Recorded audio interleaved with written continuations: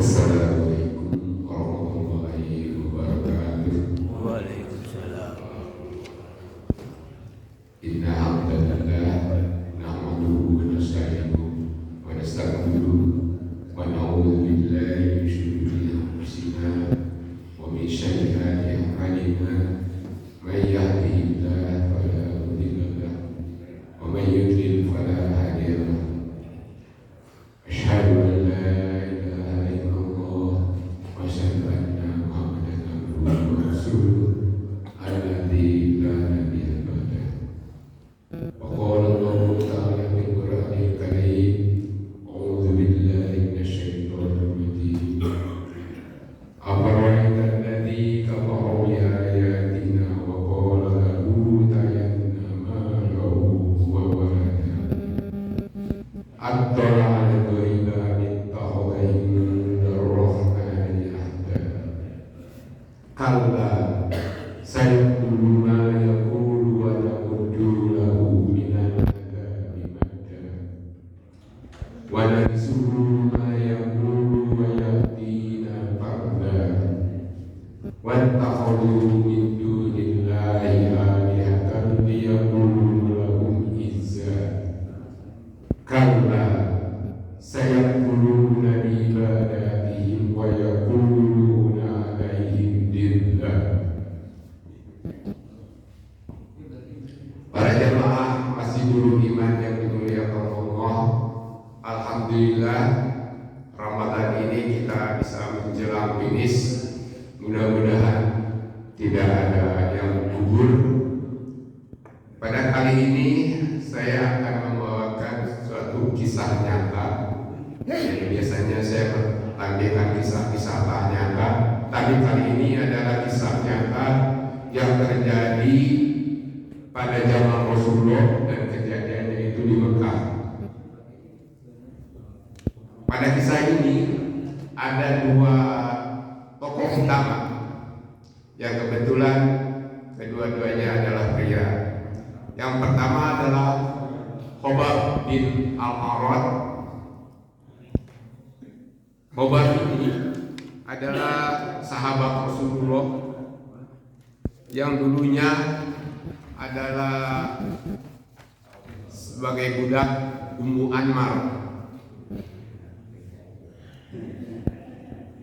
Beliau merupakan as-sabiqul awwalun, jadi orang-orang yang beriman, salah satu orang-orang yang beriman yang pertama masuk Islam.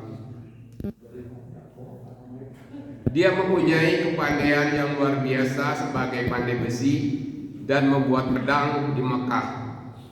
Karena keahliannya, banyak pembesar Quraisy yang memesan senjata kepadanya. Khobab bin Al-Arad adalah salah satu sahabat Nabi Muhammad SAW, dikenal karena keteguhan imannya meskipun mengalami siksaan berat sebagai budak di Makkah. Yang kedua, tokoh yang kedua adalah Al-As bin Wa'il. Al-As bin Wa'il adalah seorang pemuka kaum musyrik Quraisy yang kaya raya, sombong, dan merupakan penentang dakwah Nabi Muhammad SAW. Al-As bin Wa'il As-Sahmi adalah tokoh Quraisy yang dikenal dalam sejarah Islam sebagai salah satu penentang keras Nabi Muhammad SAW. Kisah kejadiannya ini terjadi di Mekah. Al-As bin Wa'il memesan beberapa bilah pedang kepada Khobab. Setelah perjanjian selesai, Khobab mendatangi Al-As untuk menagih bayarannya. Namun Al-As bin Wa'il menolak membayar dengan syarat yang hina. Aku tidak akan membayar hutangku kepadamu sampai engkau ingkar kepada Muhammad. Khobab dengan teguh menjawab, aku tidak akan pernah kafir kepada Muhammad sampai engkau mati lalu dibangkitkan kembali. Mendengar jawaban Khobab tentang hari kebangkitan, Al-As yang tidak percaya pada akhirat justru mengejek dengan nada sombong. Jika benar aku akan mati lalu dihidupkan kembali, maka pada suatu saat nanti pasti aku memiliki harta dan anak yang banyak lagi. Datanglah kepadaku saat itu dan aku akan melunasi hutangku padamu. Al-As merasa bahwa jika ia kaya di dunia, maka di dunia berikutnya, yaitu di akhirat, akan tetap kaya dan memiliki posisi tinggi. Peristiwa ini terekam dalam hadis Bukhari nomor 4363. Kesombongan Al-As bin Wa'il ini kemudian direspon oleh Allah Subhanahu wa taala yang merupakan asbabun nuzul dari surat Maryam ayat 77 sampai 80. Afara'aital ladzi kafara bi ayatina wa qala lahu tayanna malan wa walada.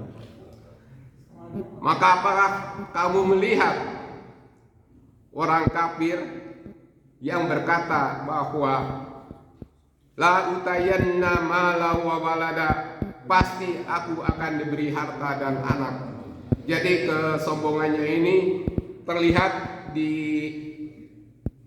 susunan kata, yaitu pakai lam taukid dan nun taukid, yang berarti bahwa dia pasti di akhirat nanti dia juga akan kaya dan punya anak. La utayanna malau wa walada. Kemudian Allah merespon lagi, At-tola al-ghaiba amit tahoda indar rahmani ahda. Ini suatu pertanyaan huruf istifham yang intinya sebenarnya mengejek. At-tola al-ghaiba, adakah melihat yang gaib, atau apakah ia telah membuat perjanjian di sisi Tuhan yang Maha Pemurah? Atol al-ghaiba amit tahoda indar rahmani ahda. Kalau mungkin dalam bahasa kita, emangnya kamu bisa mengatakan berkata begitu? Apakah punya orang dalam di surga? Kemudian Allah merespon, kalla. Ini kata yang memutus apa angan-angan mereka. Kalla, sekali-kali tidak. Sanaktubu ma yaqulu wa namuddu lahu minal adabi madda. Kami akan menulis apa-apa yang dikatakan dan benar-benar kami akan memperpanjang azabnya. Jadi kata-kata dia itu akan merupakan catatan yang memberatkan azab nanti di akhirat. Wa narisuhu ma yaqulu wa ya'tina farda. Dan kami akan mewarisi apa yang dikatakan. Tadi dikatakan bahwa dia akan punya harta, dia punya anak-anak. Nah, begitu dia meninggal, maka hal tersebut akan diwariskan kepada Allah Subhanahu wa taala yang pemilik aslinya. Jadi nanti ketika di akhirat nanti, semua yang kita punya itu akan diwarisi oleh Allah Subhanahu wa taala. Wa ya'tina farda, dan dia datang kepada kami seorang diri. Jadi tidak ada pendamping atau siapapun. Kita akan mempertanggungjawabkan di akhirat dengan seorang diri. Pesan moral dari peristiwa ini adalah pada zaman awal, yaitu ketauhidan, bahwa kalau kita punya kedudukan, punya harta, punya kekayaan, maka begitu pula nantinya di akhirat. Nah, dalam ayat ini Allah Subhanahu wa taala memotong keyakinan mereka seperti itu, bahwa kedudukan di akhirat nanti bukanlah dari apa yang ada sekarang di dunia. Mudah-mudahan peristiwa ini akan menjadi ibrah kepada kita dan memperkuat ketauhidan kita. Subhanakallahumma wa bihamdika asyhadu an la ilaha illa anta astaghfiruka wa atubu ilaik. Assalamualaikum warahmatullahi wabarakatuh.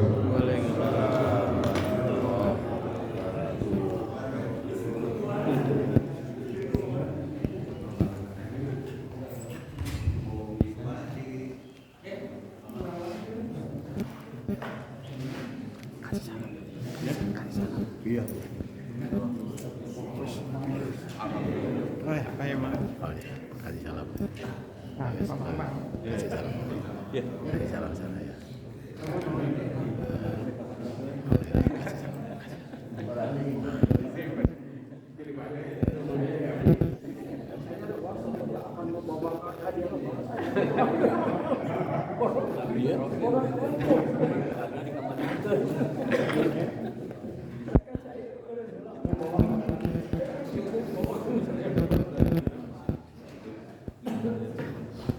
Masya Allah.